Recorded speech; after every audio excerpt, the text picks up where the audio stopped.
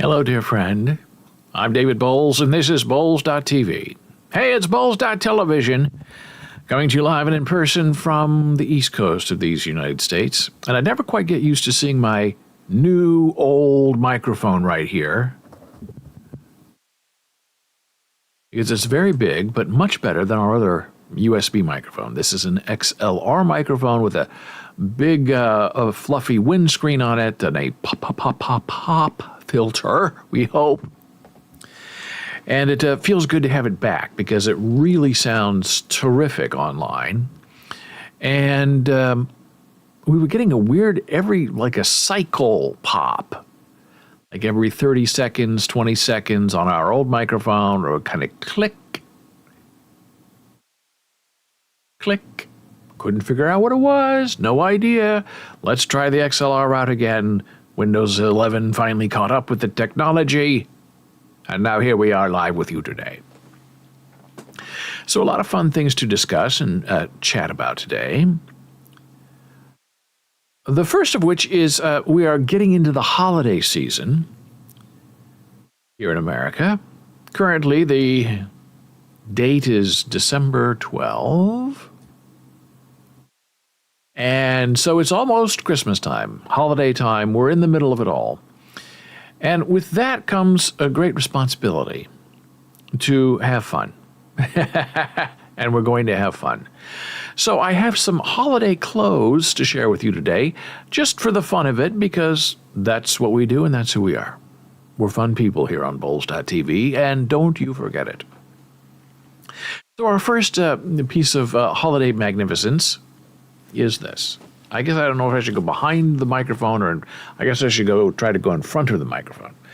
These are, I don't know what you call them, I guess Santa leggings, Santa pants. I don't know what they are, but they're super cute. Very, the material is very soft and very thin. It feels silken-like, but it's not. It's just like, I guess, a really nice, soft sort of polyester. I don't know. But they're super cute, very thin, though, so you wouldn't really probably wear these out into a holiday winter storm because you'd be very cold. But for, having fun around the house, hanging out with your friends, these are the pants you want to get. These are the pants, dear Padawan, that are going to make you happy and succinct. Okay. Fun, holiday-like, Christmassy. What else do you want? Next is a fun, super fun t-shirt, that is not necessarily holiday, but it would be considered a holiday gift. I like because I'm a cat person. Here it is.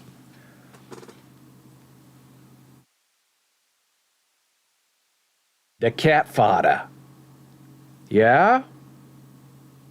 Now that's hard to beat for fun. Now what's interesting about this shirt is it's not a natural fiber. It's some kind of synthetic material, which is fine because it feels very soft. But what's interesting is this. This feels sort of, what I would call old-time rubbery adhesive sort of placement put-on thing, yeah? Like, when we were growing up, the iron-on things for a t-shirt. Now, I don't know if this is ironed on, or glued on. But I can tell you it's interesting. And I'm dying to see how well this will hold up in a washer. Is it all going to stick together? Is it going to remain separatized? The cat father wants to know. But it's funny. And even if the whole thing, dissolves in the next wash cycle, which will be later today, the fact that I'm able to share it with you now is enough fun for me. The cat fodder.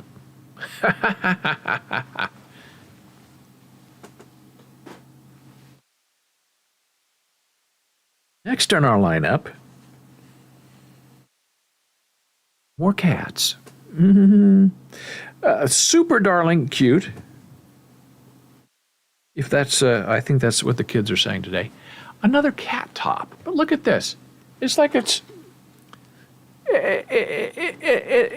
like wearing a whole bunch of cartoon cats on your stomach, and on your belly, and on your arms.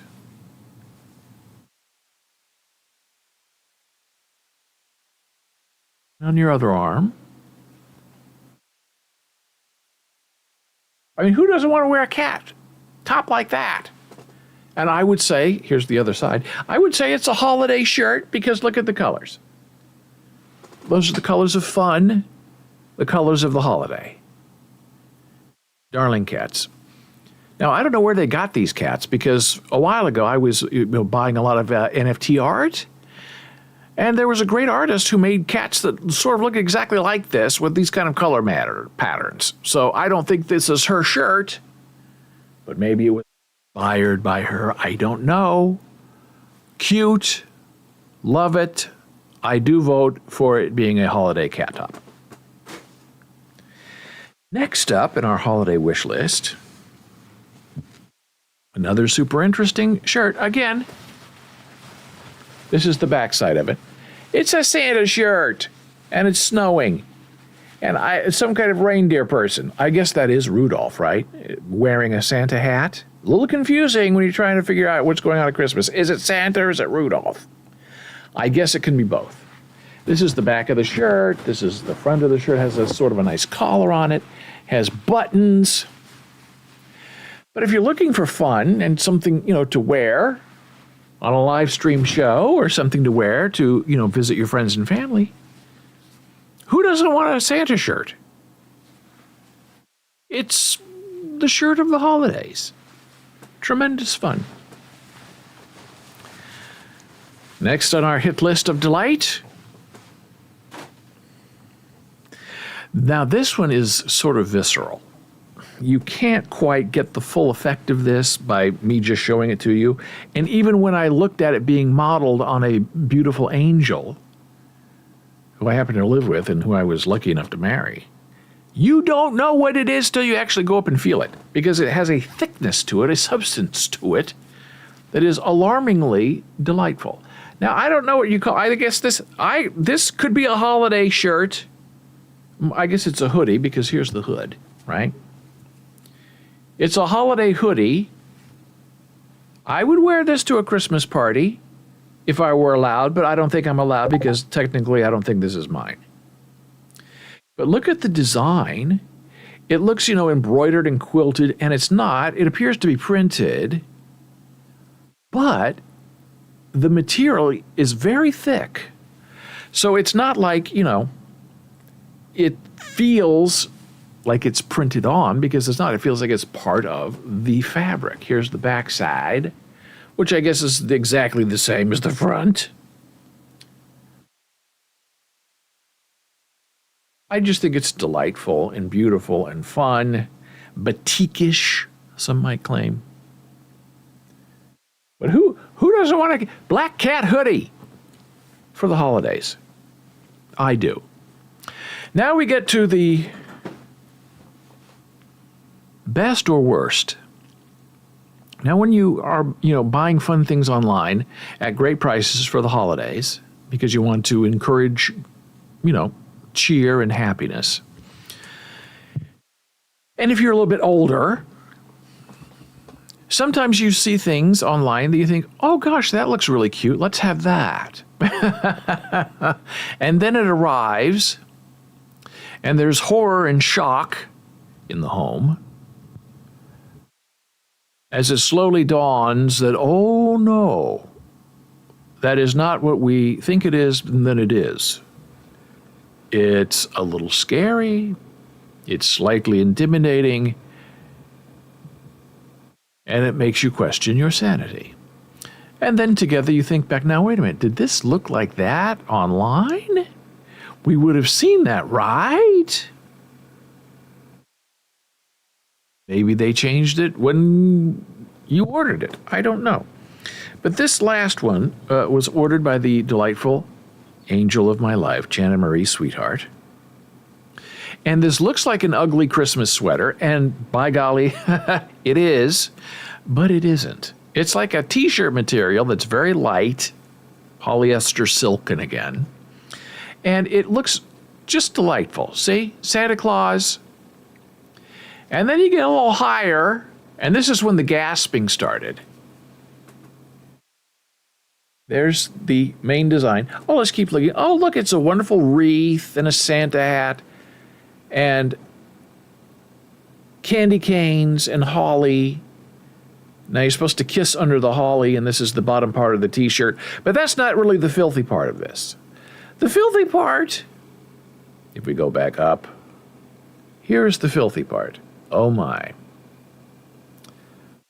On what is like a t-shirt of an ugly sweater are two animals hooking up, as they say, caught in the middle of a snowstorm, doing an act of creative reproduction. Here's the backside, same thing. Holly, boxes, gifts, wreaths, all happy stuff till you get here. Mommy, Daddy, what are the deer doing? When two deer are in love, this is how they express themselves. So I asked my angel about it, and she didn't remember it. I didn't remember it. Is this some kind of joke? Did we even order it, or did they just include it for no charge for holiday fun? I don't know. I'm not sure I want to know.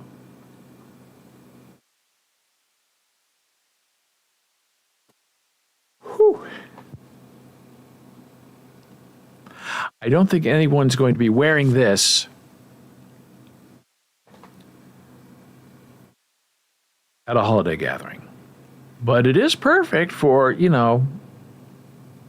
wearing at home. If you're looking to have a little fun, maybe. So that is our holiday gift guide for lovely, fun sweaters. Some of them very beautiful, some of them quite alarming, especially when you're not expecting it. So you may know, as a self-proclaimed good son of Nebraska, that we talk about the Midwest a lot. And my beautiful angel, Jana Marie Sweetheart, is also from the Midwest. Iowa, okay, not as good as Nebraska.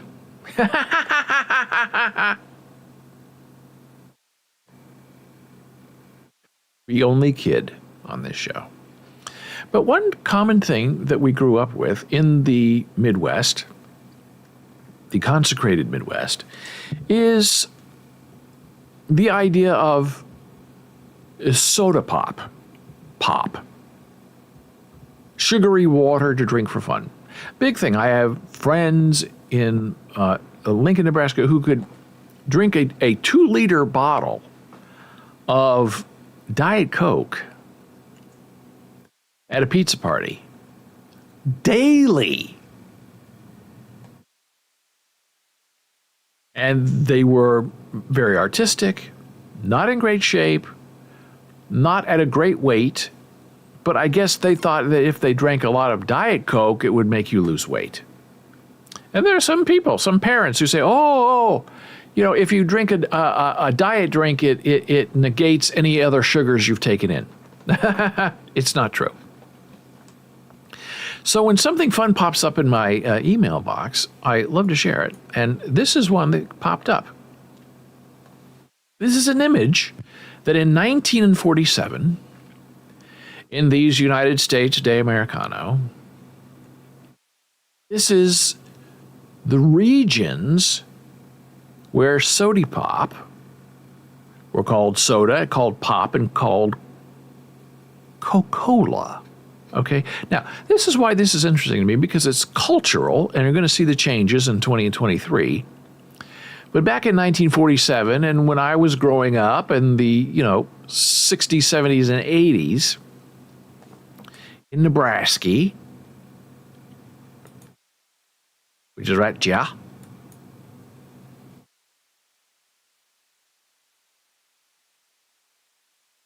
Green, it means you call it pop.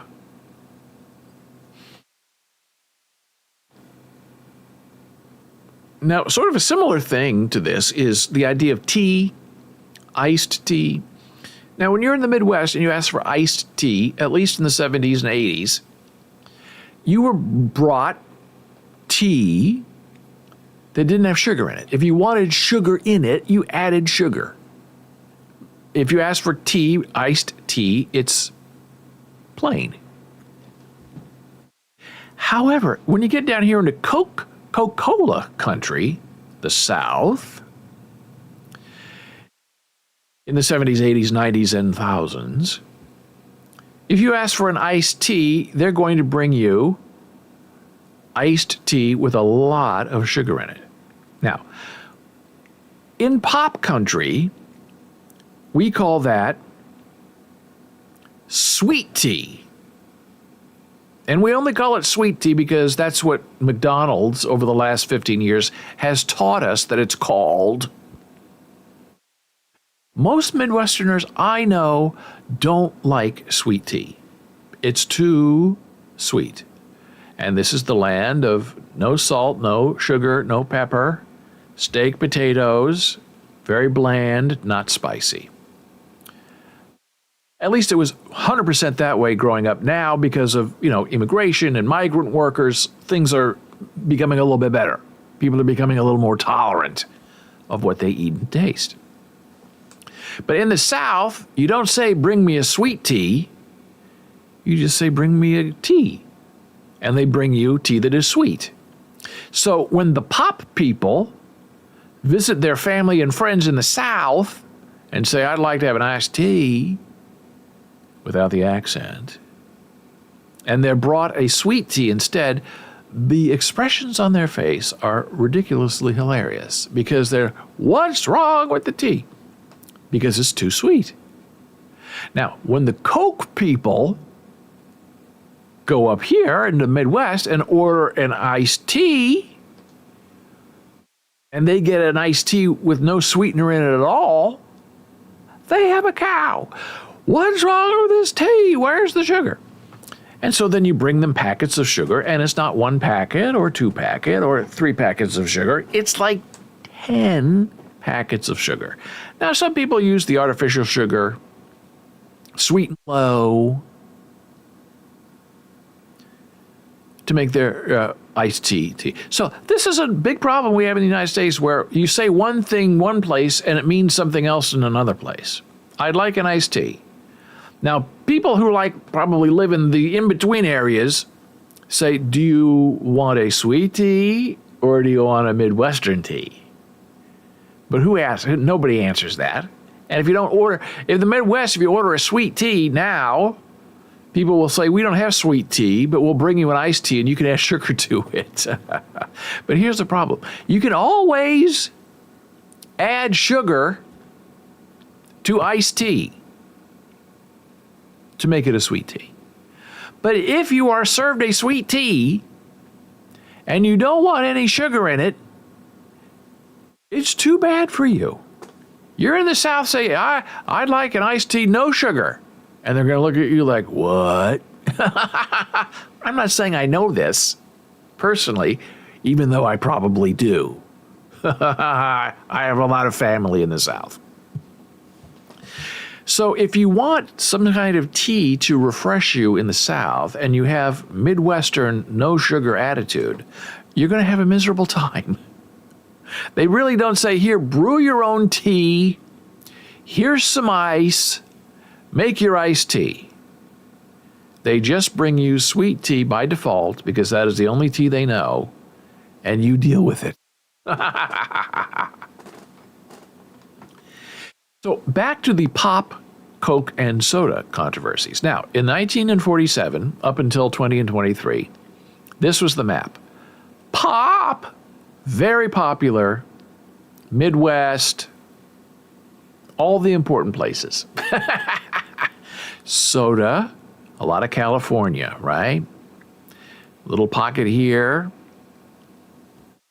And soda on the East Coast. Down here in the South, Southwest, it's Coke. So if you want, Coke, Pepsi, Mountain Dew, you say, I want a pop. I'd like a soda. Not soda pop. Nobody ever calls it soda pop. Unless you're from here and you move over here to go to school or visit, then you start learning to call it soda pop after you say, I'd like some pop.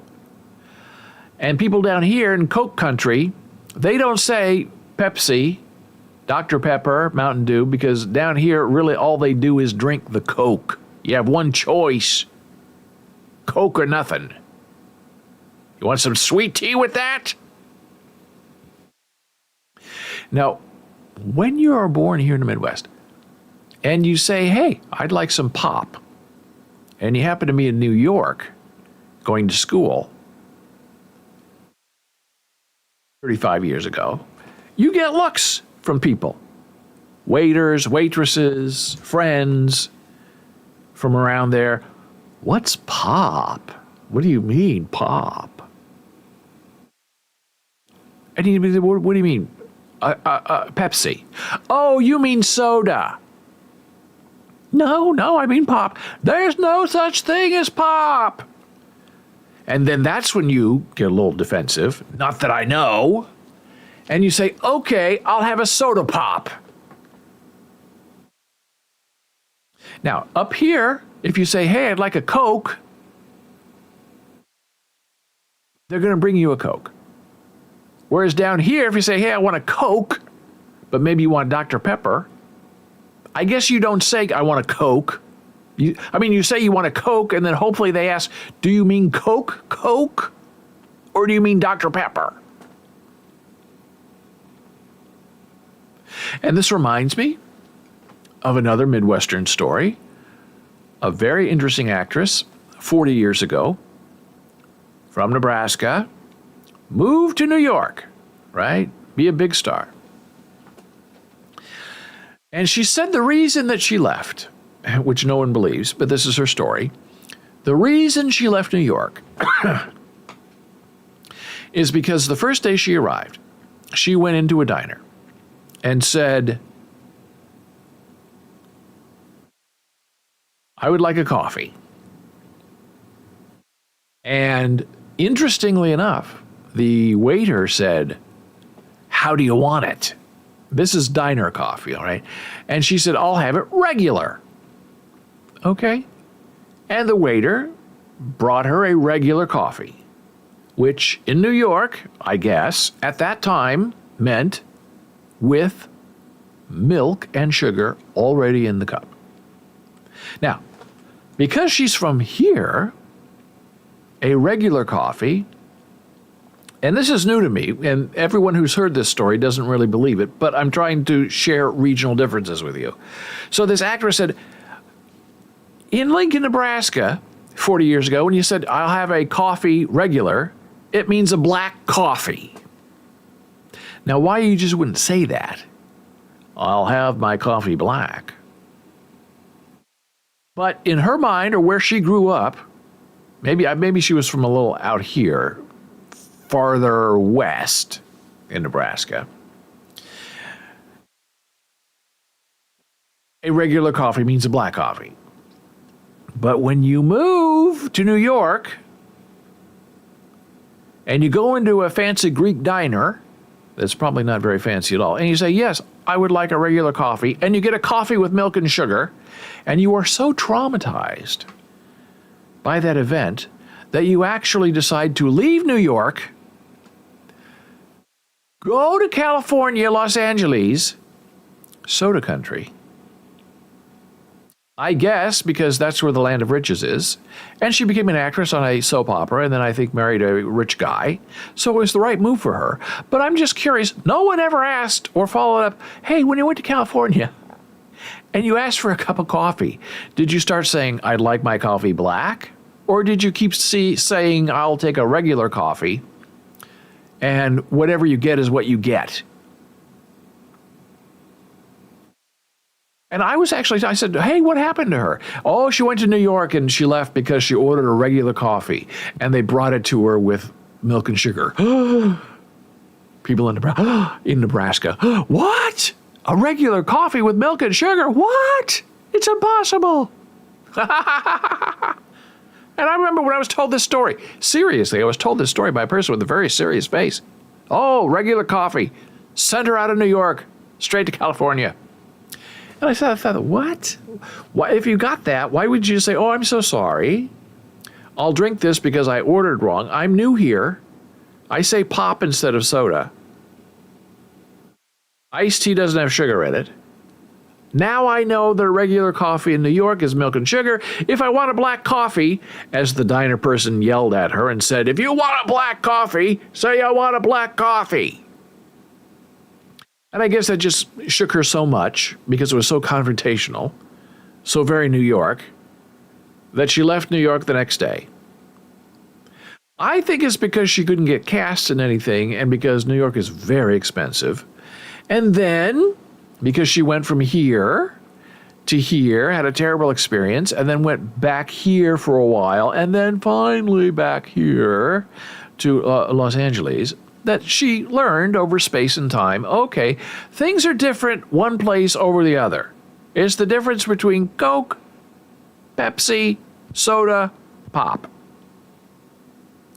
Now, when I first started teaching on the East Coast, I would say mocked, harassed, made fun of by my students when we would just be, in class talking about something, telling a story, talking about an article, a play, a book, and I would happen to slip and use the word pop. Yeah, I'll have a pop. Oh, he had a pop. And they would all say, what does your dad have to do with this? I said, I'm not talking about my dad, I'm talking about soda pop. Why wouldn't you just say soda? Why are you saying pop? Wait. And one person, when I was talking to a student after class, and again, I happened to mention the word pop in the context of drinking a soda, but I said pop, and this young woman actually recoiled from me and did this. And she said, after I said pop, you sound like my father.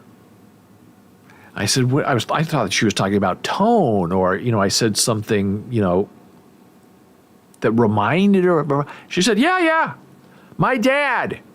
We live in New Jersey. My dad calls soda pop because he was raised in the Midwest. And she said, it's so gross. And I correct him all the time, and he just says, he won't change. He just calls it pop. I said, well, when he says pop, do you know what he means? She said, yes, I know what he means, but it's soda. So those of us from pop country, for whatever reason, still call it pop. My beautiful angel of a wife, the Jana Marie sweetheart, calls pop pop.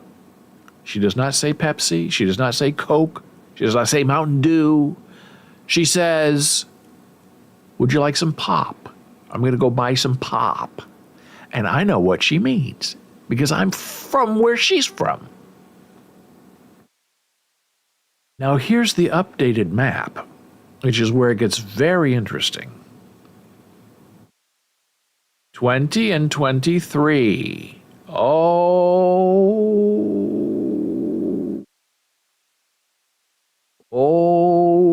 how the world has changed. This used to be pop country. Very little soda infiltration into pop country. A lot of Coca-Cola. Down south out here.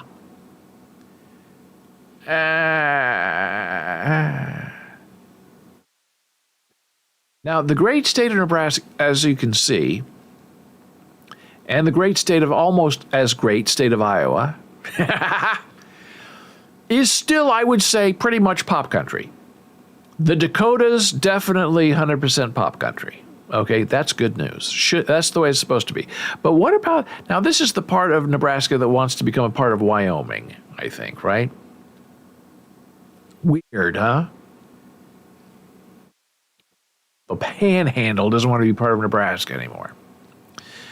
And you remember the shape of Nebraska because it is the shape of a gun, which sounds outrageous, but they're actually t-shirts. I used to have one. So I would say Lincoln, Omaha, still pop country. But look at all the gains that soda has made against pop.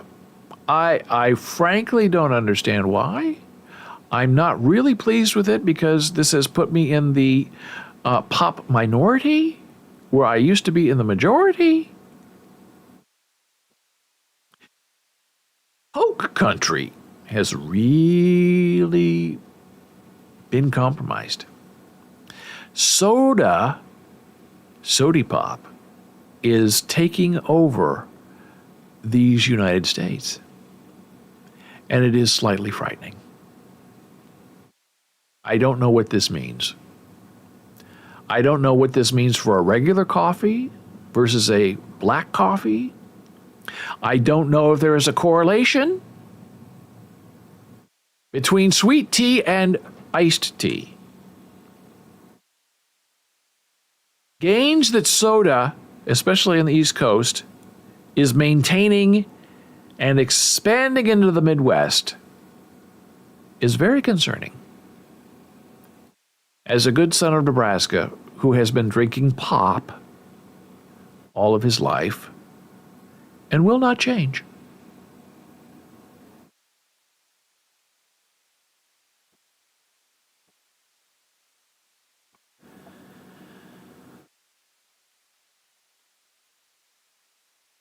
Now we're going to, whoops, that's the wrong button.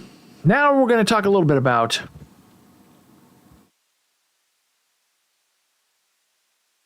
AI voice, just a little tiny bit, because it's interesting, this next step.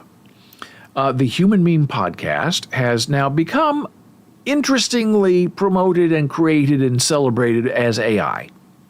AI, I work with to help write the scripts. We have Cat Heads in Space, which is a hilarious comedy serial that right now is like appearing Mondays. And we use AI voice to voice the characters. We use AI voice to voice my own voice for the podcast. We do it because it's fun. We do it because we don't have a choice. But one interesting thing that our AI voice cloning team provides is a professional voice clone, which you can train on 3 hours of your voice to give you an AI voice that sounds pretty much just like you. And you can listen to this for yourself by going to humanmeme.com. You can also do a quick voice clone of you or someone's voice that you have permission to use that will clone a voice in 30 seconds. And it's still very interesting and very effective. The difference in quality between a PVC, a professional voice clone, and a clone voice that is 30 seconds is measurable. The advantage of doing a professional voice clone, if you have, good audio of yourself and no background noise, you get a very clean, slick, professional voice back. Okay, so our professional voice cloning service that we are currently using is called Elevenlabs. Now, when you do a professional voice clone, You have to be at a certain subscription level, and you provide your various 3 hours worth of audio files, and they then take a month to clone your voice and fine tune it. Now, I don't know what any of that really means, but a lot of people say, so I have to subscribe to this higher tier, waste a month of payment, and then hope that I get my voice back in 4 to 5 weeks. Because they really, I don't know why, but they only run the professional voice cloning service once a month. And they, wait 3 weeks, and then I guess they start the process, and depending how many voices they have in queue, they clone your voice. The 30-second clones you can do yourself. You just upload a file, a sample, and it clones it, and it's done. Really fascinating topic and subject. So here is the newest, latest thing. If I can find it. Oh, where's my thing? Is Elevenlabs Voice Lab, your AI creative toolkit. So these are all the voices that I have and that I use. Now you can, if you want to be like a silly old man, you can create yourself, talking for 2 minutes as a silly old man. And you can create your own character, silly old man. And it's you. You upload it, right? 30 seconds, you have a voice clone of you as a silly old man. But here is the fine-tuned professional voice quality. Now, if you do this, if you decide to allow your voice to be shared, that you professionally cloned, can do that if you wish. And I've been, torn back and forth. Do I want to share my voice? And I guess eventually you get paid or you get credits for it. So, and people can monetize your voice and make money off of your voice in their videos. So, well, I really don't want to do that. My voice is my voice, meow, and I don't want other people touching my voice. I just want, my voice to myself. But then you start to realize, well, I've been doing a podcast for, I don't know how many years. 10 years. It's very good quality, very well recorded. And anybody can go listen to my podcast, record, 30 seconds or even 3 hours of my voice. Go to a service like Elevenlabs, but there are many others like PlayHT, and upload a sample of my voice and have my voice cloned. And then they use it, and I don't know where it's being used. And they could have me say terrible things to people or have me curse. And I asked, I said, is there any kind of watermark that's, put on these voices that are cloned so you can prove, I didn't really say that later. And I never really got an answer back, which makes me think that there is something that they do. But, someone could make a phone call, use your voice and, make threats or say terrible things. And I said, I don't really want anybody to do that. I thought to myself, people are already doing that. Anybody can clone my voice at any time. I do a live show here. People can clone my voice. People clone my voice from my podcast. So why not offer it officially, if anybody's interested, in allowing other people other than myself to use my professional voice clone on Elevenlabs? So when you decide to do that, okay, then you give them permission, and then I guess they make some kind of change or voice clone. I don't know, to allow accessibility or discovery. I don't really understand how it works. But you can, once you're approved, then you go here and you click on this little tab. Here you go. So it says enable sharing. Yes. Allow discovery in Voice Lab library enables other users of the platform to clone the voice using our voice library. We will review your voice first before it appears in the library, and you will be notified here with the progress of the review. Whitelisted emails are not removed when discovery is enabled. So you have several choices here. This is the link to my voice, which I will put in our Discord server after the show, so you can go and use it yourself. So you can enable sharing, and then you can share it privately by, whitelisting people at this email address. If that's their email address, they can use this voice. Or you can just say, look, anybody who has an Elevenlabs account can go ahead and use my voice. That's fine. So I've said, okay, go ahead and use it. And then I get this message. We have applied edits to your voice for additional consistency. I don't know what that means. And it is active and shared in Voice Library under the name of David Boles. Now, yesterday, this was 72, which I guess this has never been explained to me, and I should ask them what this means, what edits were made. I don't know. Maybe in the description, but the description of my voice that I see is what I wrote, so I don't know what it means. So 96 people, I guess,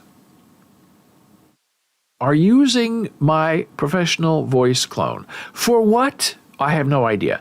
Do I have links to what they're using it for? No. Has anybody said, hey, I'm using your voice in? No.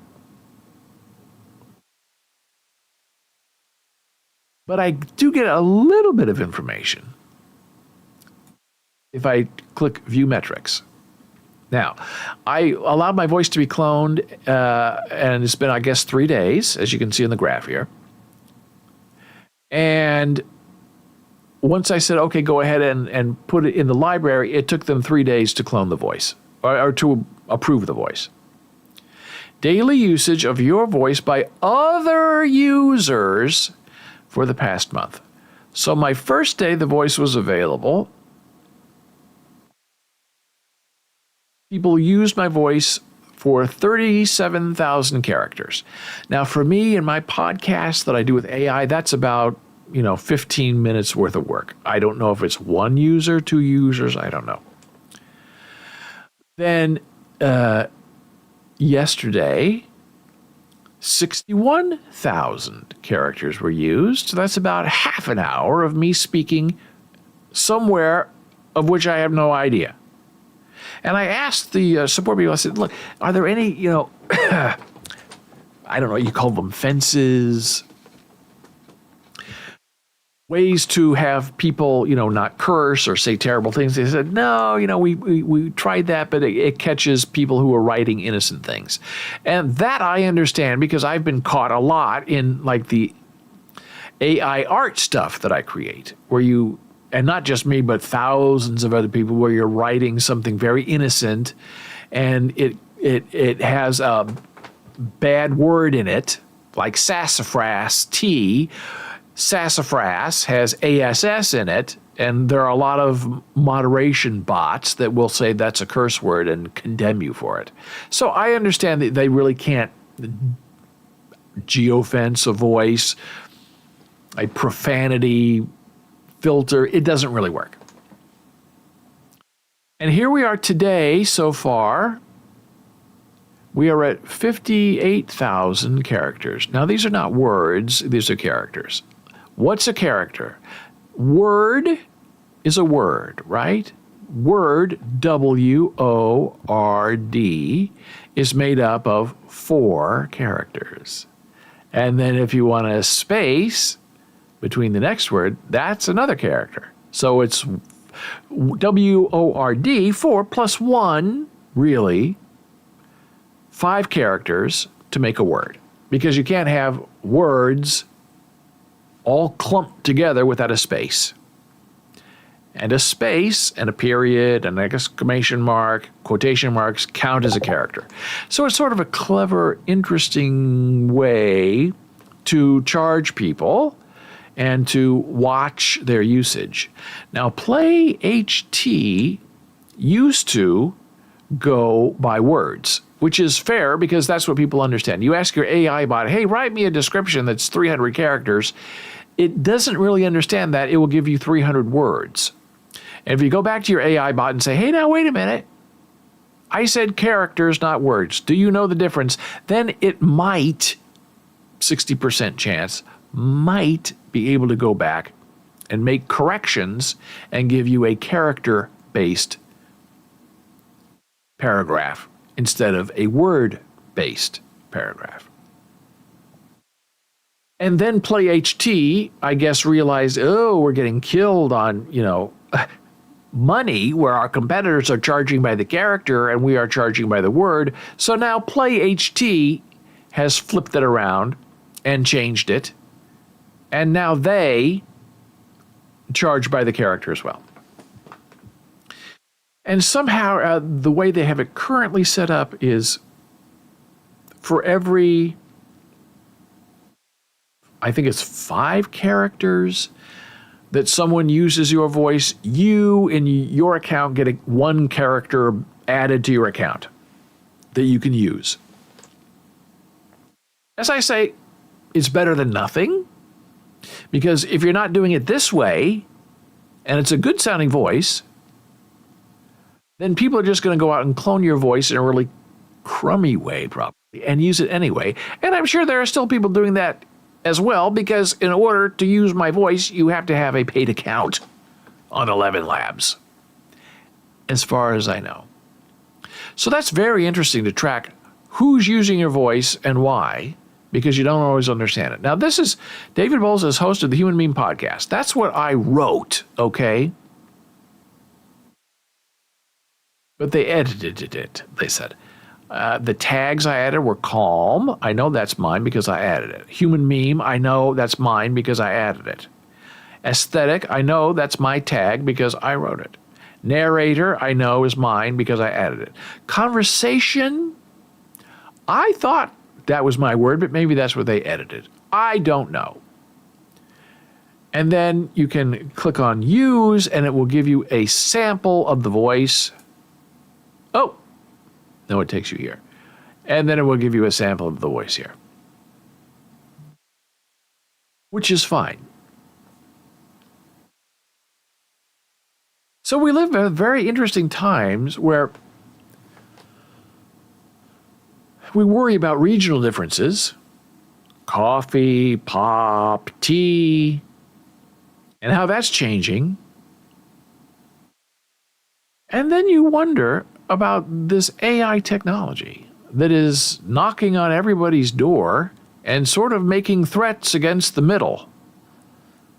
Because it used to be you owned your own name, image, and likeness, and now people can either purchase it from you, or if you don't play along, they can just steal it from you and use it for their own private benefit. And the law is trying to say, oh, you cannot copyright AI art. Oh, the European Union or whatever they are have said, oh, we're banning AI. And those of us who know and who are in the community and who have been using AI religiously for about a year, and in a year's time, things have changed dramatically. The law is always behind the technology.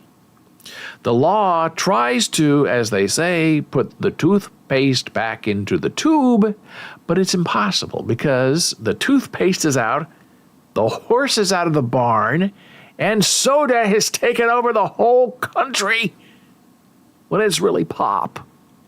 What are you going to do?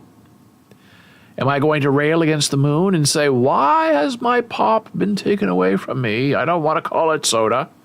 Nobody cares. Just call it whatever you call it. I'll have one of those drinks over there. Oh, I don't want anybody to use my voice. I'm so precious. I'm such a genius. Hey, genius, I've been cloning your voice for a year based on your podcasts, and I've made over $1 million using your voice. Thank you very much. And really, the only benefit to that is People hear your voice. They say, oh gosh, what's that voice? And then they go find it and use it. Maybe you get hired for something in the future. And there are people who do AI art or just regular art. And they think, oh gosh, I'm such a genius. No one's ever thought of this before, to put a cat on a t-shirt. Oh my. And it's not true. I mean, all my life, people have stolen ideas from me. And I've just come to sort of accept that's the creative way. And I used to tell my students, look, if you see something that's interesting, that's creative, just go ahead and steal it. Change it a little bit, maybe make it your own, but it's very common in the theater. Oh, I saw this play in Des Moines, and I'm going to do it myself in Lincoln, and I'm going to use a lot of the same staging ideas. Is that stealing or inspiration? It's the same thing. So it'll be very curious about who owns what. And the authors strike we had, writers strike, and the actors strike, all based in fear of AI. That AI will write the scripts, and it will, and it already is. And AI will replace the actor, it will and already is. AI is going to replace us in real life too. It is and already is. And if you could set up your own AI bot that's, programmed to do your work, your job with your information, and you're working from home, and you turn on your Zoom meeting, and up goes your AI replicant to do all the work for you, and you get paid for it. Well, that's pretty good, right? I mean, why not? I was an early blog publisher in the 1990s, 96, 95, and people would come and actually copy your articles and then republish them on their blog as their own article. And some of them you try to track them down and have it taken down, but it happens so often and so regularly, I guess it's called scraping now, that you just sort of get used to it. And you can't worry about going back in time and protecting every little precious thing you've ever created, because then you'll never create anything new. So my philosophy has always been, if someone wants to steal something, go ahead, because I have a lot more that I'm going to be putting out, that I'm going to be forward thinking with, that I'm going to make money on, that I'm going to blaze my bright path. And you want to deal with my old stuff that's been there for 10 years? What can I do? Go ahead and do it. So we've had a delightful show, pretty much an hour of just me ranting. Hey, no need to steal this. I'll rant for free. If you have any thoughts or comments, you can join our Discord server. I will put the link in chat one more time. It's coming your way. I'll put links to things we've talked about today so you can go check them out, have some fun. Until the next time, I'm David Boles. This is Boles.tv. Hey, it's Boles.television. Thank you for being here. Take care, be well, and I will see you next time.